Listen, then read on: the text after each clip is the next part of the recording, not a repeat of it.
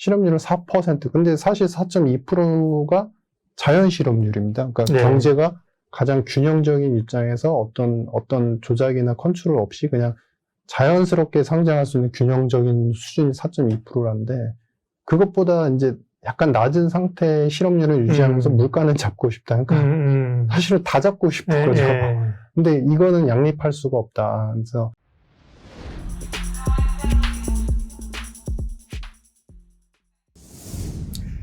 올해 투자자들은 정말 고생을 많이 했고요.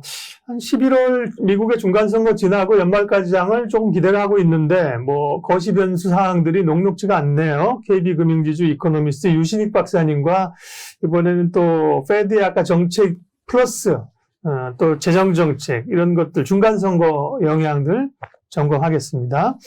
일반적으로는 이제 미국 각국 정부가 돈을 풀어서 쓰는 재정정책이 있고 금리나 통화량을 조정하는 이제 금융정책이 있는 건데요.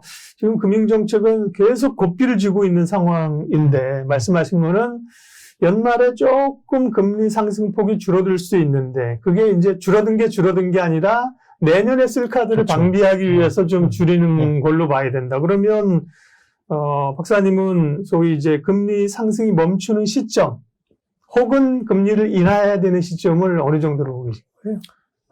일단은 내년도 하반기 정도로 보고 있습니다. 그 이유는 이게 멈추는 시점이? 예, 멈추는 시점. 올리다가 이제 속도를 거의 이제 멈추고 좀 내리는 시점이 아니라 내리는 시점이 아니라 멈춰 있는 시점. 그러니까 그 이유는 지금 이 물가에 대한 불안 요소는 사실은 공급 불안이라는 말씀을 드렸는데 뒤에서 이제 좀 더 설명을 드리겠지만 이 공급 불안 이슈를 더 과격하게 만드는 요소가 세계 경제의 레짐이 완전히 블록화되고 있는 게 더 공고해진다는 겁니다. 그러면은 우리가 이러한 상황에서는 수치 계산, 물론 전년비 수치가 얼만큼 올라갔을 때 기저효과로 보면 전년 대비 몇 % 상승에 그칠 수 있다라는 수치적 분석도 되게 우선시 되어야 하지만 보다 근본적인 것은 이 세계 경제와 인플레를 쥐고 있는 근본적 정성적 요인이 언제 해소되느냐를 봐야 되거든요. 이제 사실 블록화는 지금 상당히 공고하게 형성이 되고 있는 상태라서 그게 내년 연말이 되면은 블록이 형성된 상태에서도 계속 싸우진 않습니다. 이제 서로 간의 균형점을 찾게 되거든요. 그러면 1년 정도는 봐야 된다는 거. 그 다음에 두 번째는 재정 지출과 유동성 부분인데 사실은 미국 여전히 재정 지출이 좀 이어지고 있는 상태입니다. 그래서 이게 바이든 정부가 출범한 이후 계속 선언했던 정책이라서 이 부분에 대한 리바이스가 중간선거 이후에 본격적으로 저는 결국엔 공화당을 중심으로 비난이 좀 강화될 것으로 생각을 하고 있는데 이게 이제 아직은 화두가 되고 있지 않습니다. 이 재정 지출에 대한 의지, 진폭, 그리고 지출량을 줄이지 않으면 물가를 잡기 힘들 것으로 저는 판단을 하고 있고 그래서 역시도 그 이슈가 내년도 하반기쯤 됐을 때 좀 본격화될 수 있지 않을까, 현재 기류상. 그래서 그 두 가지 요소를 생각한다면 내년도 하반기쯤에나 어느 정도 금리 인상의 속도도 좀 멈추는 그런 패턴으로 생각하고 있습니다. 지금 시장의 어떤 일반적인 시각들은 내년 봄 정도, 빠르면 1분기쯤에 금리 상승은 멈추고, 물가도 사실 한번 떨어지기 시작하면 생각보다 빨리 떨어질 수도 있어서 다 주장입니다. 있어서 내년 하반기쯤에는 소위 이제 방향을 전환하는 금리를 내릴 수도 있다고 보는데 유신익 박사님 그거보다 시간을 상당히 좀 더 이연시켜 놓으셨습니다. 그러면 당장은 통화정책이야 지금 연준이 아주 맘먹고 하는 것 같고요. 11월 중간선거가 다가옵니다. 11월 8일이니까 얼마 남지 않았는데 물가를 잡기 위해서 센 통화정책을 이렇게 하는 것들을 그러니까 이 바이든 대통령이 지난번에 옐런 의장이랑 옐런 재무장관이랑 파월 의장 백악관에서 한번 모인 거 있잖아요. 제롬 파월 의장이 손 이렇게 양손을 고스란히 얹고 이렇게 이게 분기가 바짝 들었구나. 그래서 그것 때문에 너무 한 거 아니야? 중간선거 지나면 또 조금 이 악재가 해소되는 거 아닐까? 이런 생각도 하는데 선거 영향 어떻게 보세요?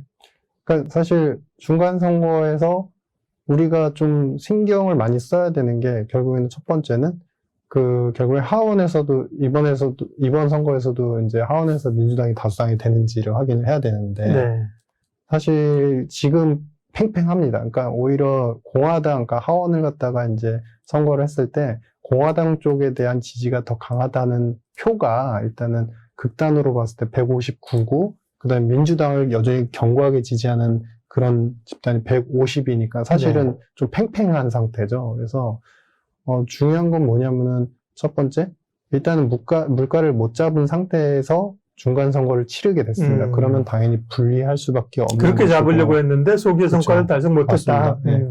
그럼 일단은 불리한 상태가 되고, 두 번째는 뭐냐면은 우리 비비 법안이라고 그래서 네. 미국 이제 바이든 행정부가 출범한 다음에 더 나은 미국 재건을 위한 법들, 이제 3가지 파트로 이루어져 있죠. 인프라 투자, 그 다음에 가족계획법이 있었고, 최근에 우리 인플레 감축법, 이것들이 이제 이름이 바뀌어서 좀 이제 시행이 되긴 했는데, 이게 거의 5조 1천억 달러 정도 규모이거든요. 근데 이 사안들을 시행을 할 때마다 항상 이제 예를 들면 최근에 인플레 감축법 같은 경우는 예를 들자면 원래의 명칭 자체가 호칭이 미국 가족계획법이라고 해서 오히려 고용을 창출하고 일자리를 창출하면서 일부 신재생 투자를 할 수 있는 항목을 좀 넣었었는데 이게 이제 색깔이 완전히 변화된 겁니다. 오히려 이제 가정을 이제 보육하고 아이들 보육하는데 지원을 해주고 이런 항목들이나 일자리 창출 이쪽은 조금 거의 사라지고 오히려 신재생 쪽 투자를 하는데 인센티브를 준다, 소비를 하는데 인센티브를 준다 이런 항목으로 바뀌었거든요. 근데 이게 바뀌기까지 굉장히 비난이 많았던 게 공화당에서도 비난이 많았고 조맨친 상원 의원 같은 경우도 이게 인플레를 결국에 유발할 거다라는 것 때문에 비난이 많았거든요. 이야기인즉슨 뭐냐면 지금 그동안의 재정 지출로 예정돼 있고 확약된 그런 많은 플랜들이 예산들이 가면서 계속 수정이 될 가능성이 있다. 이번에 만약에 선거가 안 좋게 민주당 입장에서 안 좋게 진행이 된다면 오히려 인플레 감축을 더 집중적으로 인플레를 줄일 수 있도록 재정 지출의 어떤 규모나 범위를 갖다가 축소시키거나 리바이스 될 가능성이 크고 앞서 말씀드린 바와 같이 그러한 이슈들이 내년도 하반기까지 사실 본격화될 수 있어서 그렇게 될 때야만 또 결국에는 물가도 잡히기 때문에 이런 이슈들이 아마 전체적으로 금융시장에도 좀 혼돈과 혼란을 좀 줄 수 있을 것 같다 이런 생각입니다. 금융정책에 대해서는 연준의 굉장히 타이트한 금융정책은 지금 목도하고 있는 건데 재정정책 얘기는 사실 거의 제가 다른 방송에서 잘 안 다뤘는데요. 사실 코로나를 극복하기 위해서 각국들이 재정을 엄청나게 풀었잖아요. 그래서 우리도 보조금 주고 막 이랬지 않습니까? 근데 최근에 워낙 금리 인상이라는 금융정책이 강하다 보니까 재정정책이 좀 묻혀 있는 건데, IMF에서도 보면 재정국장이라는 분이 각국의 긴축재정을 권고하고 돈 풀지 말라 그러는데, 그러니까 국가마다 다르군요. 미국은 그러니까 재정정책도 꽤 지금도 진행하고 있는 단계인 거군요.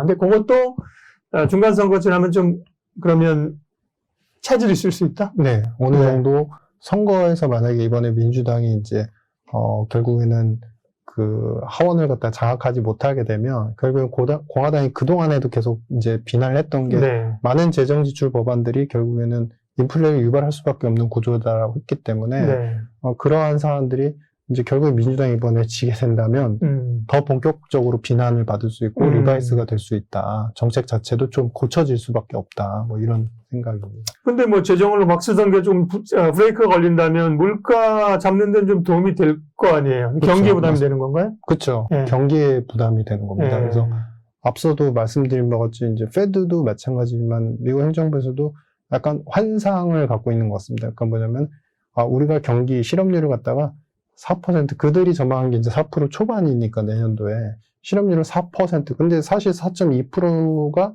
자연 실업률입니다. 그러니까 경제가 가장 균형적인 입장에서 어떤 조작이나 컨트롤 없이 그냥 자연스럽게 성장할 수 있는 균형적인 수준이 4.2%라는데 그것보다 이제 약간 낮은 상태의 실업률을 유지하면서 물가는 잡고 싶다. 그러니까 사실은 다 잡고 싶은 거죠. 근데 이거는 양립할 수가 없다. 그래서 그러한 이슈들을 아마 앞으로는 계속적으로 이제 느끼게 될 것 같다. 그러니까 미국 정부도 사실은 오판이었다는 부분을 느낄 수밖에 없을 것 같고, 하나 아이러니한 거는 아까 이제 IMF 관련된 전망을 잠깐 말씀해 주셨는데, IMF가 이번에 이제 성장률 전망치를 내년도로 2.7%로 이제 전 세계 성장률 2.7로 낮추면서 기후변화 얘기를 하고 동시에 재정 지출을 갖다가 통화정책과 반대되는 쪽으로 돈을 풀어서는 안 된다라고 분명히 표현을 했습니다. 특히 감세에 관련된 이야기를 지적했거든요. 근데 아이러니한 거는 뭐냐면 사실 그 미국이 신재생, 그러니까 기후변화에는 적극적으로 전 세계가 대응해야 된다. 사실 긴 관점에서 맞는 얘기죠. 근데 미국이 최근에 발표했던 인플레 감축 법안도 결국에는 인플레를 유발하는 것들을 잡으면서 신재생을 촉발할 수 있는, 신재생 에너지의 전환을 촉발할 수 있으니까 좋다. 그것은 환영할 만한 일이다라고 표현을 했어요. 그러니까 유리하게 해석하는 그렇죠. 거죠. 맞습니다. 그러니까 이게 이제 어떻게 보면 미국이라는 패권의 경제가 어떤 끄트머리, 그러니까 어떤 해소되지 않는 예. 그 문제에 봉착했을 때 그것을 아무도 비난하지 않고 바라보지 않는 그런 약간 모순적인 현재의 상황에 지금 크게 놓여 있다 이런 생각입니다.